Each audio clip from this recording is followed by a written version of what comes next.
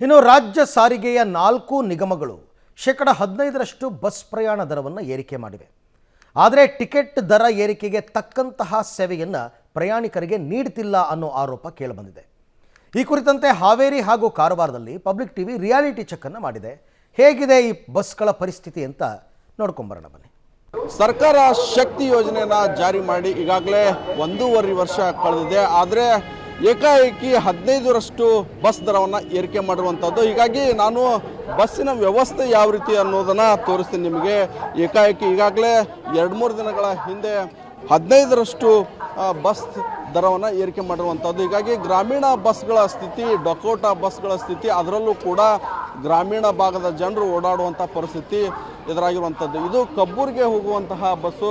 ಆ ಮೇಲಿನ ಟಾಪನ್ನು ತೋರಿಸ್ತೀನಿ ನಿಮಗೆ. ಸಂಪೂರ್ಣವಾಗಿ ತುಕ್ಕು ಹಿಡಿದಿರುವಂಥದ್ದು, ಅಲ್ಲಲ್ಲಿ ಪ್ಯಾಚ್ ವರ್ಕನ್ನು ಮಾಡಿರುವಂಥದ್ದು.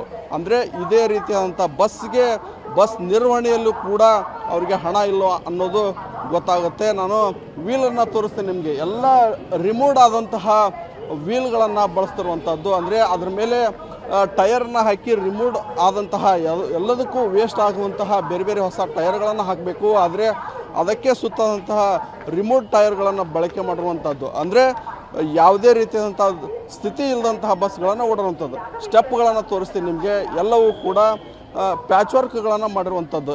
ಹಾಗಾಗಿ ಗ್ರಾಮೀಣ ಭಾಗದ ಜನರು ಒಂದು ರೀತಿ ಜೀವವನ್ನು ಕೈಯಲ್ಲಿ ಹಿಡ್ಕೊಂಡು ಓಡಾಡುವಂತಹ ಪರಿಸ್ಥಿತಿ ನಿರ್ಮಾಣವಾಗಿರುವಂಥದ್ದು.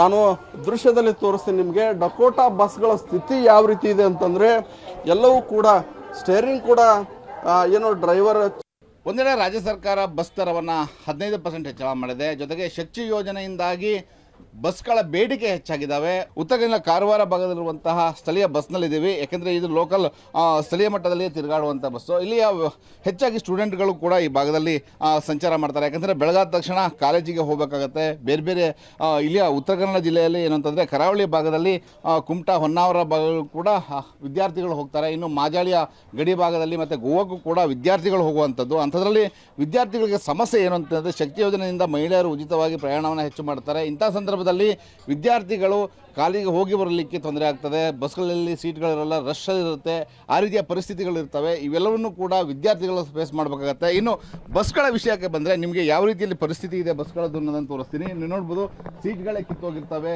ಇಂಜಿನ್ಗಳೇ ತೆರೆಯಿರೋದಿಲ್ಲ, ಒಂದೊಂದ್ಸಲಿ ಆ ಟೈರ್ಗಳೇ 2 ತುಂಡಾಗಿ ಹೋಗಿದ್ದಂತಹ ಘಟನೆಗಳು ಉತ್ತರ ಕನ್ನಡ ಜಿಲ್ಲೆಯಲ್ಲಿ ನಡೆದಿದ್ದಾವೆ. ಇಂತಹ ಪರಿಸ್ಥಿತಿಗಳು KSRT ವಿಭಾಗದಲ್ಲಿರುವಂಥದ್ದು, ವಾಯುವ್ಯ ಸಾರಿಗೆ ಭಾಗದಲ್ಲಿ ಸಾಕಷ್ಟು ಸಮಸ್ಯೆಗಳು ಇರುವಂಥದ್ದು. ಯಾಕಂದರೆ 10 ವರ್ಷಕ್ಕೂ ಹೆಚ್ಚು ವರ್ಷ ಆಗಿರುವಂಥ ಬಸ್ಗಳನ್ನು ಬಳಸಿದಾಗ ಸಾಕಷ್ಟು ಸಮಸ್ಯೆಗಳಾಗ್ತವೆ. ಯಾಕೆಂದರೆ ಇಂಜಿನ್ಗಳು ಸಮಸ್ಯೆಯನ್ನು ತಂದುಬಿಡ್ತದೆ. ಆಮೇಲೆ ಹೆಚ್ಚು ಜನ ಓಡಾಡೋದ್ರಿಂದಾಗಿ ಕೂಡ ಜನರಿಗೆ ಏನಂತಂದರೆ ಬಸ್ಸನ್ನು ಸ್ವಚ್ಛವಾಗಿ ಇಟ್ಕೊಳ್ಳಿಕ್ಕೆ ಆಗ್ತಾಯಿಲ್ಲ. ಬಸ್ಗಳು ಗಲೀಜಾಗಿರ್ತವೆ. ಜೊತೆಗೆ ಆ ಬಸ್ಗಳಲ್ಲಿ ಕೆಲವು ಡೋರ್ಗಳೇ ಕಿತ್ತೋಗಿದ್ದಾವೆ. ಕೆಲವು ಕಡೆ ನೀವು ನೋಡ್ಬೋದು, ಈ ಭಾಗದಲ್ಲಿ ಗ್ಲಾಸ್ಗಳು ಕಿತ್ತೋಗಿದ್ದಾವೆ. ಇನ್ನು ಮಳೆ ಬಂದರೆ ಅಂತೂ ನೋಡಬೇಕು ನೀವು. ಮಳೆ ಬಂದರೆ ಕೆಲವೊಂದು ಬಸ್ಸುಗಳು ಸೋರುವಂತಹ ಪರಿಸ್ಥಿತಿಗಳಿದ್ದಾವೆ. ಇವೆಲ್ಲವೂ ಕೂಡ ಸಾಕಷ್ಟು ಸಮಸ್ಯೆಗಳು ಆಗ್ತಾ ಇರುವಂಥದ್ದು ಜನರುಗಳಿಗೆ. ಇಂಥದ್ರಲ್ಲಿಯೇ ಈ ಬಸ್ನಲ್ಲಿ ಪ್ರಯಾಣವನ್ನು ಮಾಡ್ತಾರೆ. ಇನ್ನು ದರ ಹೆಚ್ಚಾದ ಮೇಲಂತೂ ಜನರಿಗೆ ದೊಡ್ಡ ಸಮಸ್ಯೆ ಆಗಿದೆ. ಯಾಕೆಂದರೆ ಮಹಿಳೆಯರನ್ನು ಉಚಿತವಾಗಿ